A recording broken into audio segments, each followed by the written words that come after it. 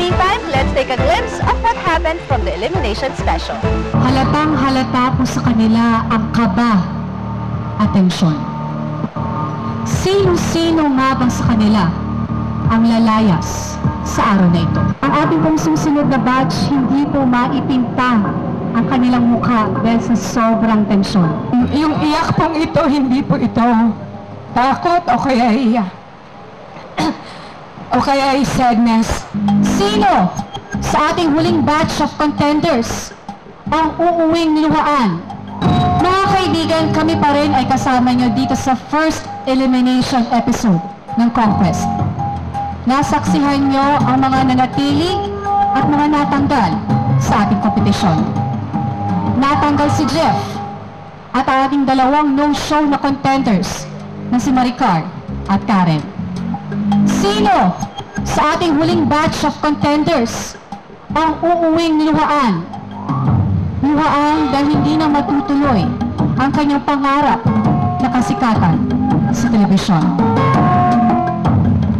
Mystica, Rick, kayo ng mga veterana na sa telebisyon.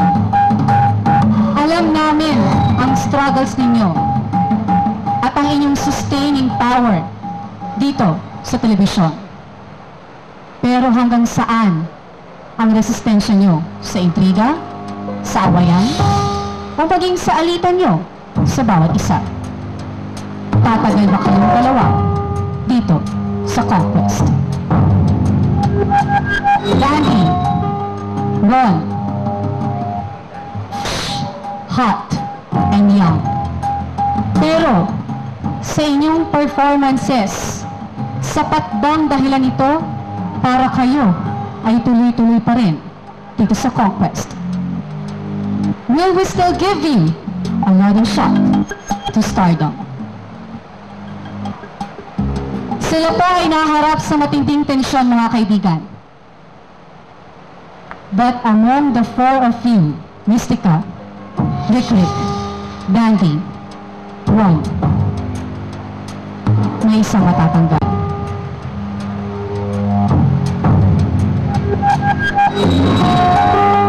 Ang matatanggal na ito, siya ay hindi nagpakita sa mga challenges habang nag-overnight stay sa Secret Garden. Although this competed in the Palenque Challenge, his or her attendance during the original taping schedule for the said challenge is not enough ground for him or her to stay. Kaya ang brand namin sa kanya ay isang pasaway. Mystica? Rick, Dandy, Ron, sino sa inyo?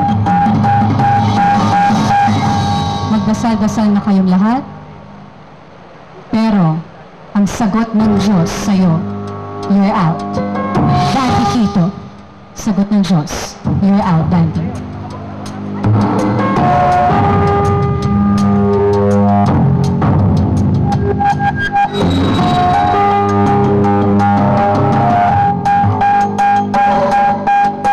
Dandy, I bid you goodbye.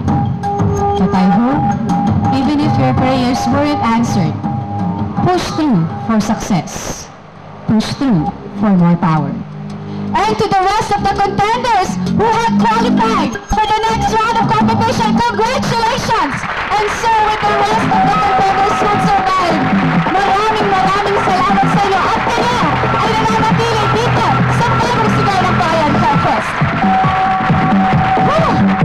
Let's have a wrap up. We have majority of contenders who stayed in this competition, but 4 of them had bid goodbye. Ladies and gentlemen, out of the 26 contenders we have in the show, only 4 left and bid goodbyes. That means we still have 12 contenders left for Conquest! Woo! Mga kaibigan, tuloy-tuloy pa rin ang pakikibaka ng ating 22 contenders ngayon. Pero, baka abangan ang susunod na tanggalan portion. Kaya kayo mga contenders, hindi pa rin kayo lusot sa ating next elimination round. Maganda na kayo.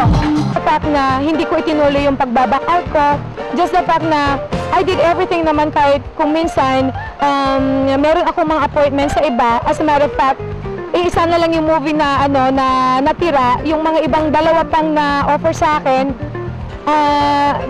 disregard ko na po dahil lang po dito talaga. So makikita ko na okay, masasabi ko na talagang nai-sacrifice ko rin po yung mga ibang mga appointments ko dahil lang po dito. And then just to find out na masasali ulit ako next time. Of course, masakit naman po talaga yon.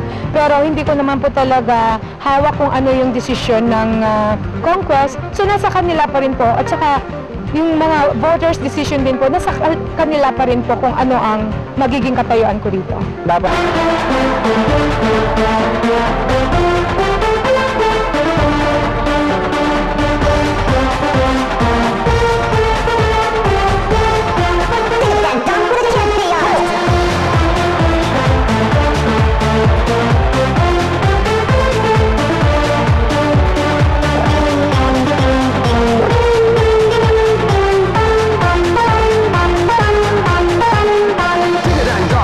That sound.